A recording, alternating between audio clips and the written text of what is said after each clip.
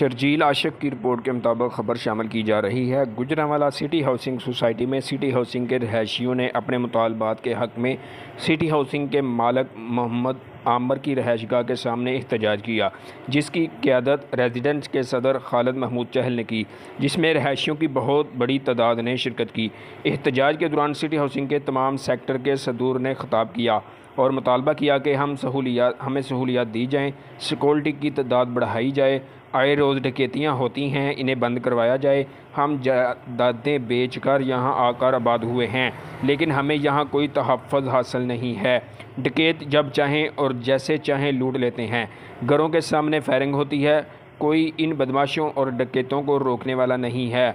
और हमें हर सेक्टर में स्कूल और मस्जिद तमीर करवाई जाए और स्पोर्ट्स ग्राउंड भी मुहैया किया जाए। जो आपने हमसे वादे किए थे वो पूरे किए जाएं। हमारे मुतालबात पूरे ना किए तो हम एहतजाज जारी रखेंगे। इससे भी बड़ी तादाद में आपके घर के सामने एहतजाज करेंगे। कैमरामैन अली भट्ट के साथ शर्जील आशिक, न्यूज़ 4 गुजरांवाला।